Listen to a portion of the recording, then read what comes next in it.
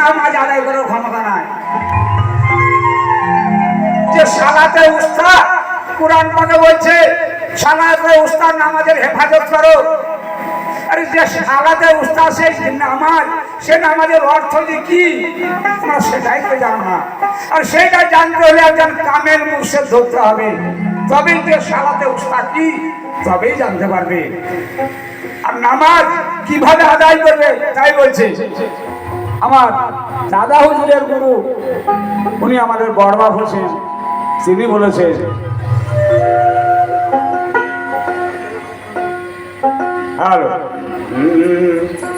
পড়ো নামাজ মন তেল হুজুরে, নইলে নামাজ হবে না। পড়ো নামাজ মন তেল হুজুরে, নইলে নামাজ হবে না। লা সালাতা ইল্লা বিহুজুরি কাল, লা সালাতা ইল্লা বিহুজুরি কাল, সেই হাদিস কি জানো না। পড়ো নামাজ তেল হুজুরে, নইলে নামাজ হবে না। পড়ো নামাজ তেল হুজুরে, নইলে নামাজ হবে না।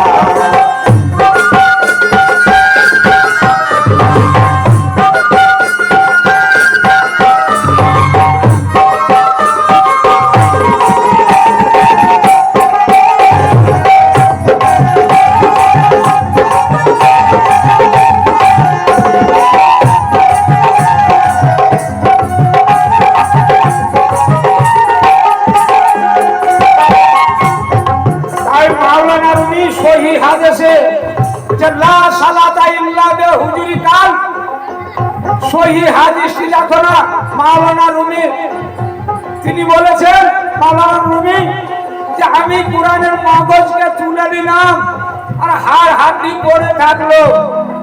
এই যে কাঠমলবি যারা আছে চাল মিলিম, ওই শুকনা কাঠ যেমন চিবায় তাতে রস বার হয় না, কুয়াশা ছিঁড়ে রক্ত পড়ে, তখন কি মনে করে ওই কাঠ থেকে হাড় থেকে রক্ত রস বার হচ্ছে, তাই তাদের স্বাদ লাগে। মাওলানা রুমি বলেছে আমি কোরআনের মগজ তুলে নিলাম, হাড় হাড্ডি পড়ে থাকলো। লা সালাতা ইল্লা বিহুজুরি কাল, লা সালাতা ইল্লা বিহুজুরি কাল, সেই হাদিস কি দেখো না। পড়ো নামাজ তেল হুজুরে, নইলে নামাজ হবে না। পড়ো নামাজ তেল হুজুরে, নইলে নামাজ হবে না।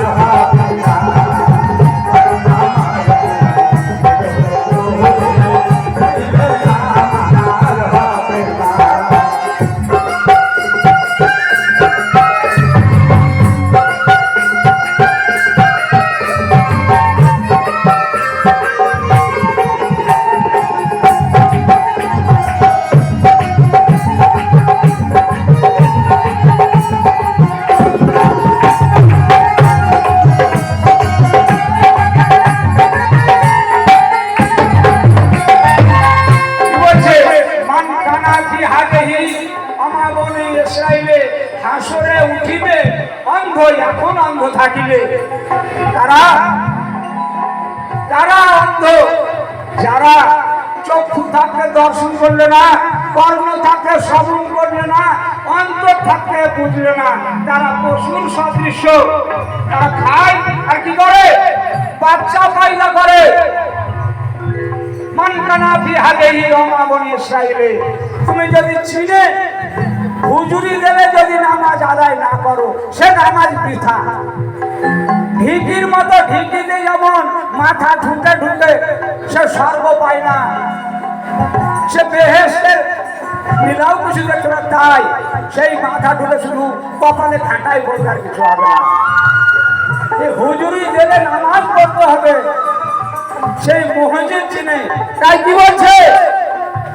অন্য জায়গাতে বলছে ও দেখেন কোন জায়গাতে বসেছি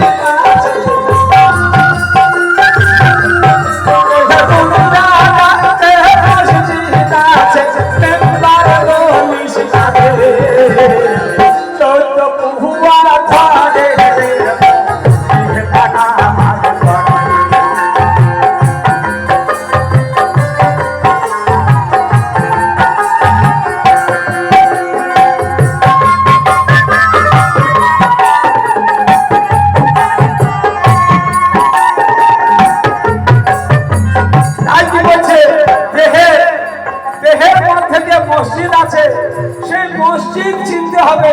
আর সেই মসজিদে মেম্বার আছে, সেই মেম্বারের 3টা ধাপ আছে, সেই ধাপের নাম আমার ভাই বোনরা আছে। বলবো মুকাম কাবা কাউসিনা, সেই ধাপ 3টার নাম। ওপরে এক ধাপ বাপ, নিচে এক ধাপ বাপ, মধ্যে ধাপে খুতবা পড়ে। আমার ভাই বোন চাচারা সবাই জানে কোন ধাপে খুতবা চলছে। ভাই কোন ধাপে খুতবা চলছে? তো দেখেন কোন জায়গাতে মসজিদ আছে,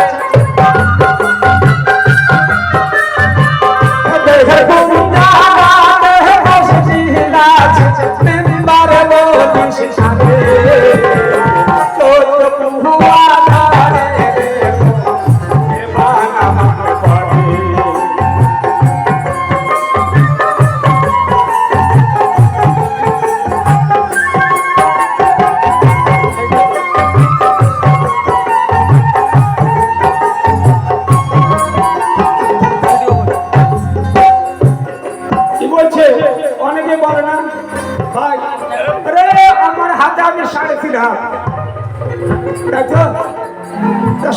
হাত মানে কত? 14 পোয়া।